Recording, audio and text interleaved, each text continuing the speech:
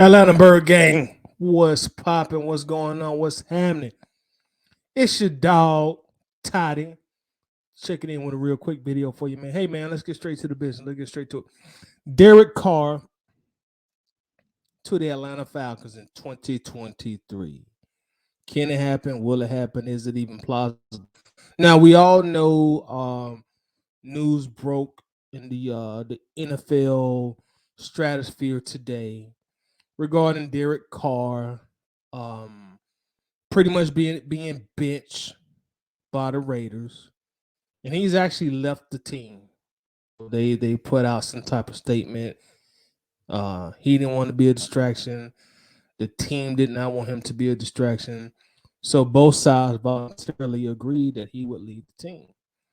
So today we're going to explore the idea, the options of Derek Carr playing for our Atlanta Falcons in 2023. Is it possible? Is it plausible? Can it happen? Does it make sense? Or does it not make any sense at all? Now let's start with the Falcons. Of course, let's cover them real quickly. Atlanta currently has our rookie Desmond Ritter as our starter right now, who's currently 0-2 as a starter, but he's only a rookie, so we're definitely not going to hold that against him. Now, my personal humble opinion, when I watched Desmond Ritter play, as I've said before, he did not look good week one or his first start. I don't know if I should classify that as week one, but his first start versus the Steelers, he wasn't good to me. Now, he showed a lot of improvement the very next game. I'm sorry, I said the Steelers. His first game starting was against those baghead Aints. Wasn't good in that game. Second game against the Ravens, he looked a great deal better. Looked a lot more poised, a lot more composed. He was connected on passes that he was missing on in the Aints game. Now, in my humble opinion, y'all, I know I'm gonna catch some blowback on this, but I still think he's ready yet after 2 games. And I know somebody said, "Wait, man, 2 games, that's not enough time." I agree with you. You will get no argument from me there. That's not enough games. He needs more time to show what he can or cannot do. But I don't think in the 2 remaining games, he's gonna all of a sudden be ready to be the starting quarterback for the Atlanta Falcons going into the 2023 season. Now, I'm going to go on record and say this. This is me in analytical mode, not me in Falcons fanboy mode. If Ritter is the starter in 2023, the Falcons once again will lose a lot of games. Now, going into the 2023 season, we already know how the Mariota thing has played out. No need to rehash that. I fully expect Mariota to be off this team in the offseason when the new calendar NFL season starts. I expect the Falcons not to pick up the second-year option of his contract. He will be released and off to free agency he will go. I don't anticipate Mr. Mariota and the Falcons reconciling and coming to a new deal or a new agreement. I think that's simple sale, excuse me. So I don't anticipate him being on this roster. It's possible. In my opinion, that'll be the last resort, but I don't see it. So Mariota's out of the picture. The next guy in our quarterback room would be Mr. Felipe Franks. Mr. Franks. Now, again, in my opinion, Felipe Franks at this point in time is just simply taking up a roster spot as the emergency quarterback / tight end way down in the depth chart. Lately, they have been running plays with Felipe at quarterback, a lot of trickery, and they have not been fruitful. So I really think Felipe is just taking up the roster spot by releasing or cutting Felipe Franks next year, the Falcons would save about $1 million. And I fully expect the Falcons to cash in on that by releasing Felipe Franks. So that leaves only one quarterback in the quarterback room going into next year, Desmond Ridder. Now, I don't have to tell you, you can't go into a season with only one quarterback on the roster. Enter Derek Carr. I'm sure Derek Carr will be a free agent. I think, in my opinion, that would be a viable free agent to pick up for the Falcons. Somebody that has a lot of NFL starting experience. Someone that can come in and win some games. Someone that can give us more balance passing the ball than we currently already have. You'll have Kyle Pitts back. Of course, you'll have Drake London. You might have Zacchaeus. You may have a new free agent wide receiver. You may have a new rookie wide receiver. So I think that'll make us probably a more viable passing team by bringing Derek Carr in. And I really think at this point we need that veteran experience in that quarterback room. We need a veteran in there. Desmond Ridder's still a baby. He only has 8 quarters of NFL experience on his resume. So we need that veteran in the quarterback room. We really do. And we gotta, we gotta put more quarterbacks on the roster. So that makes sense to me to bring him in. I'm not fully ready to hand this franchise over to Desmond Ridder. I don't think he's earned it just yet. So I think Carr would be a viable guy to bring in.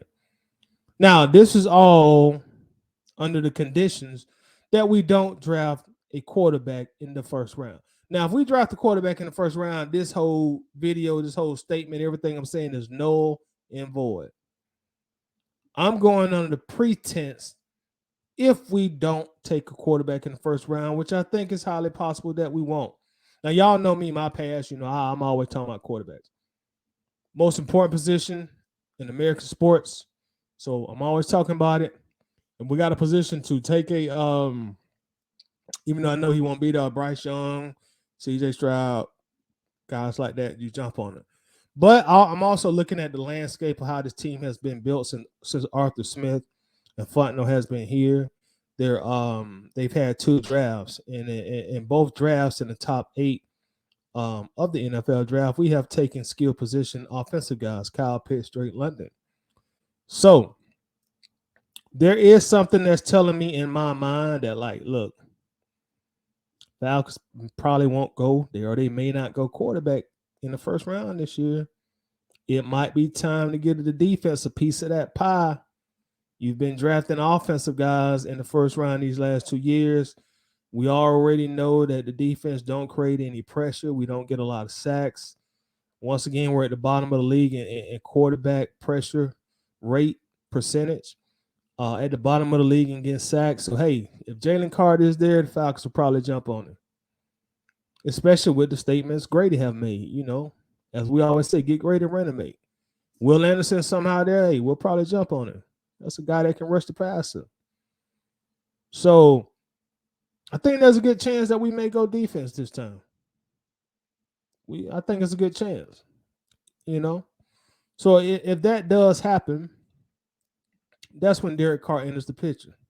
Now, in our Facebook group, the Atlanta Bird Game Facebook group, I've been talking about this, and I'm gonna tell you, these people been on my top about Derek Carr. Some people are in favor of the idea, and quite a few people are saying, no, bad idea, Toddy. No, don't bring that garbage here. Don't bring that trash here. No, do not get Carr. Now, I'm not propositioning bringing Carr in to win a Super Bowl for the Falcons next year. Again, I'm being honest. The Falcons won't be a Super Bowl team next year. If we are, Thank you, God. I'll be the happiest man in the world. But it ain't gonna happen. We ain't there yet. We got about 2 more drafts, 2 more off seasons to go before we're really contending in that capacity. So in the meantime, bring another bridge quarterback in here who got some experience, man, who can be a starter. That's what Derek Carr comes in the picture. And as I said, a lot of people have been, telling me that Derek Carr is garbage, he's not good, yada, yada, yada.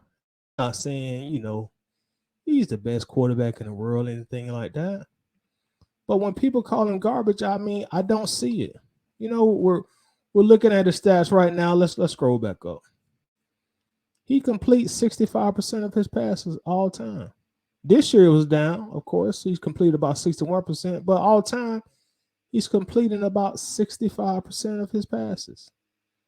That's damn good. Look at the total touchdowns, total passing touchdowns. He's completed 200. Well, it's not completed, but he's thrown 217 passing touchdowns with 99 interceptions. That's more than the 2-to-1 touchdown to interception ratio. Excuse me. In my opinion, that's not a trash quarterback. That's not a sorry quarterback. I don't see it.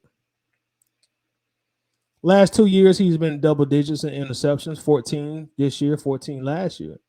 Prior to that, he threw 9. Prior to that, he threw 8. Prior to that, he threw 10. That's pretty damn good, man. Now look at his rating in his career, 91.8. That's fairly good. That's pretty good. Again, we're not expecting him to come in here to lead us to a Super Bowl. 92% rating in his career, that's pretty good. Let me, if you don't know, our former franchise quarterback, Matt Ryan, he was a 93.6. So he throws the ball just about the same as Matt does as far as the rating goes. But again, 217 passing touchdowns, 99 interceptions. For his career, he's completing 65% of his passes. That's not a trash quarterback. That's not a sorry quarterback. That's not a garbage quarterback. That's a fairly good NFL quarterback since he's been in the league. Another thing I want to point out, if you look right here where this GS is at, game started. He don't miss games. He don't have an injury history. 16 games started, 16 games started, 15 games started, 15 games started. Throughout his entire career, the least amount of times, the least amount of games he started in the season has been 15. So as far as reliability goes, he checks all the boxes right there. Don't miss a lot of games. Good completion percentage. Good TD to interception ratio. So I don't think it's a bad idea to bring him in. Now, I also hear, as we talk in debate sports amongst Falcons fans, I hear a lot of people talk about Ryan Tannehill. And that makes sense. He has previous experience with our head coach, Arthur Smith. They worked, I think Arthur Smith was his offensive coordinator for 2 years. So it makes a lot of sense. But this is my thing with Tannehill. I really don't think that the Titans will release Tannehill this year. The reason I say that, because his backup is Malik Willis. He was drafted in the 3rd round, just like Ritter. And I say that Ritter isn't ready. Malik Willis definitely isn't ready. I said this before the draft started when we were talking about it. Malik Willis is a project, and Malik Willis still needs to marinate. He still needs to season. He has a lot to learn and a lot to work on his game. So I definitely do not see the Titans getting rid of Tannehill for Malik Willis. Malik Willis is completing 51% of his passes. That's awful in the NFL. And he's only a rookie, so I'm not coming down and bashing him, but I'm just showing y'all the numbers. 0 touchdowns, 3 interceptions. Let's see if we can see what his quarterback rating is so far in his career. Let me see if I can find that. His rating right now is 42.8. That's terrible. So I really do not see the Titans handing their franchise over to a quarterback who's obviously not ready. And if you watch Malik Willis any this year, because he has started some games, you can see, hey, the kid just ain't ready yet. And he ain't gonna be ready by next year to start the season. He still needs time on the bench to learn the game, learn the speed of the game, work on his mechanics.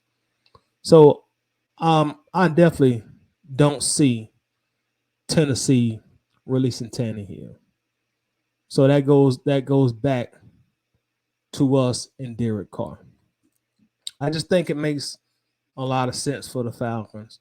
And again, this is under the premise that we don't take a quarterback in the first round.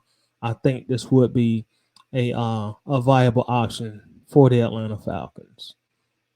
And also, I was on ESPN and I also saw that his teammate Devontae Adams, he went to bat. He went to bat for Derek Carr recently.